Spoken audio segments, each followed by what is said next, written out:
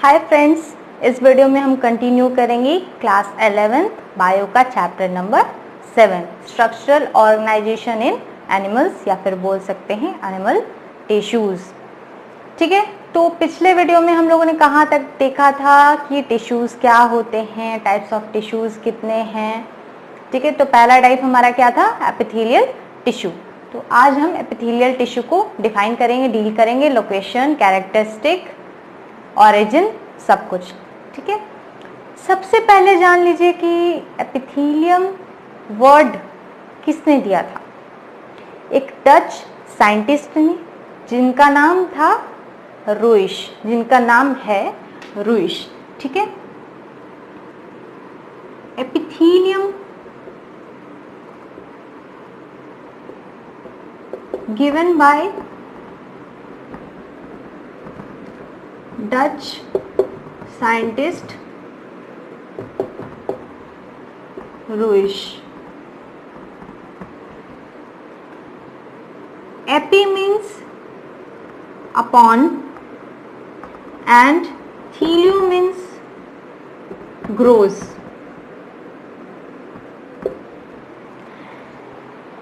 इन्होंने रुइश ने एपी और थीलियो इन दोनों वर्ड को मिक्स करके एपिथेलियम वर्ड को बनाया। अब इन्होंने इन दोनों वर्ड का क्यों यूज किया, अपॉन, ग्रोज, क्योंकि ये ऐसे टिश्यूज होते हैं जो सारे टिश्यूज के ऊपर और सब जो भी टिश्यूज हैं उनके ऊपर ये ग्रो करते हैं। ठीक है, ये मेनली प्रोटेक्टिंग, लेयरिंग, कवरिंग का काम करते हैं। ठीक है, इसलिए इन दोनों वर्ड से इन्होंने मिक्स करके एपिथेलियम बनाया। अब क्या, एपिथेलियल टिश्यू जो है वो वन या मोर लेयर ऑफ सेल से बना हुआ है, जो क्या करता है, कवर अप करता है वेरियस बॉडी पार्ट्स के इंटरनल और एक्सटर्नल सरफेसेस को। ठीक है, तो लिख लीजिए, epithelial tissue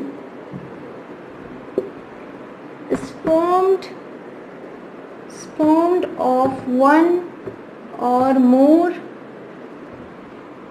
layer of cells covering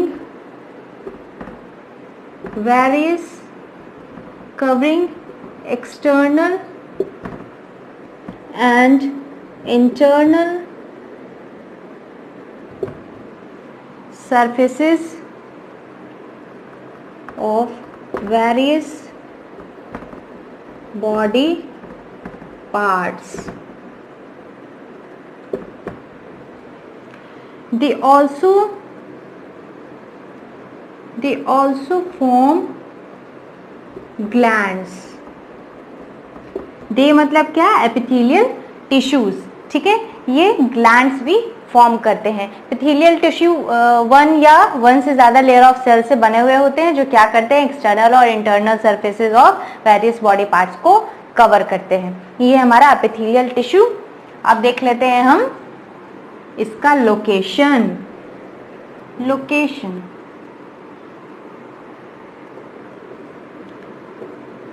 epithelial tissue occur on exposed external and internal surfaces of different body parts where they form protective covering।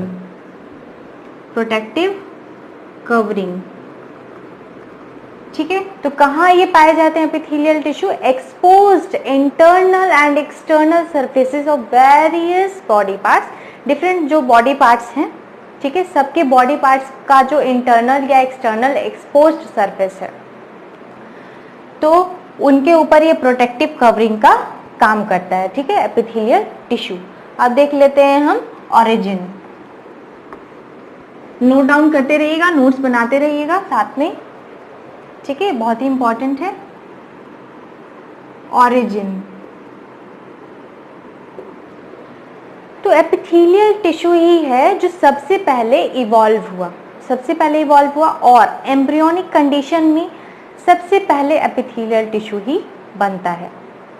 ठीक है, और क्या होता है कि एपिथेलियल टिश्यू किससे फॉर्म हुआ है, कहाँ से ये आया है, अराइज हुआ है?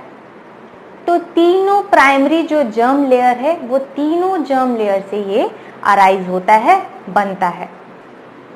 देखिए, epithelial tissue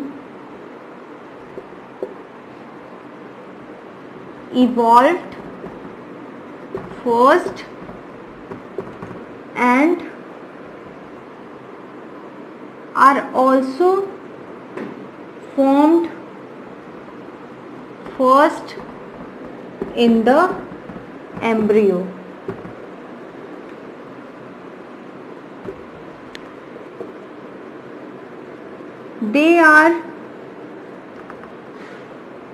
They arise from all the primary, all the three लिख सकते हैं, यहाँ 3 लिख दीजिए, 3 primary germ layers: ectoderm, mesoderm and endoderm. ठीक है, ये हमारा 3 प्राइमरी जर्म लेयर्स है और इन्हीं से ये टिश्यू अराइज होता है। अब एग्जाम्पल देख सकते हैं एक्टोडर्म का, तो एक्टोडर्म हो जाएगा एपिडर्मिस ऑफ स्किन। ठीक है, तो एक्टोडर्म जर्म लेयर से एपिडर्मिस ऑफ स्किन वाला एपिथेलियल टिश्यू फॉर्म होता है। मेसोडर्म, तो मेसोडर्म से हो जाता है सिलोमिक एपिथेलियम फॉर्म होता है मेसोडर्म से। ठीक है, और एंडोडर्म से हो जाता है आपका लाइनिंग ऑफ एलिमेंट्री कैनाल,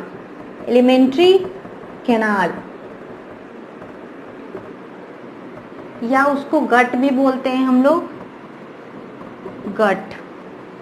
ठीक है, तो एंडोडर्म से क्या बना हुआ है, लाइनिंग ऑफ एलिमेंट्री कैनाल का जो एपिथेलियल टिश्यू है। सिलोमिक एपिथेलियम बना हुआ मेसोडर्म से और एपिडर्मिस ऑफ स्किन एक्टोडर्म से। ये था आपका ऑरिजिन। अब हम देखेंगे कैरेक्टरिस्टिक्स ऑफ क्या, epithelial tissue. Characteristics of epithelial tissue, पहला है हमारा consist of variously shaped cells closely arranged in one और मोर लेयर्स। ठीक है, एक या एक से ज्यादा तरह का शेप का सेल्स होता है जो एक या एक से ज्यादा लेयर्स में होते हैं, क्लोजली अरेंज्ड होते हैं, एकदम पास अरेंज्ड होते हैं। There is little intercellular material between the cells. ठीक है, क्योंकि क्लोजली अरेंज्ड होते हैं सेल्स, इसलिए जो स्पेस होता है वो बहुत कम होता है, इसलिए कोई भी मटेरियल जो सेल्स के बीच में होता है वो बहुत कम होता है। ठीक है, cells are held together by intercellular junctions. अब सेल्स एक दूसरे से कैसे हेल्ड टुगेदर होते हैं, कैसे एक दूसरे के पास रहते हैं, तो जंक्शंस के थ्रू। स्पेशलाइज्ड जंक्शंस है एपिथेलियल सेल्स के बीच। ठीक है, वही जोड़े हुए रखता है हर सेल को, और उन जंक्शंस के बारे में हम नेक्स्ट वीडियो में डील करेंगे। ठीक है, नेक्स्ट पॉइंट है the epithelial tissues have a good power of repair या रीजनरेशन आफ्टर इंजुरी। तो इनके पास खुद को रिपेयर करने का, अगर इंजुरी हो जाए एपिथेलियल सेल्स में, तो इन टिश्यूज के पास खुद का पावर होता है कि वो रीजनरेट कर सकते हैं और अपने सेल्स को रिपेयर कर सकते हैं। ठीक है, ये था हमारा कैरेक्टरिस्टिक्स। जंक्शंस के बारे में हम नेक्स्ट वीडियो में डील करेंगे। इस वीडियो के लिए इतना ही, तब तक अच्छे से पढ़ाई करिए और सेफ रहिए।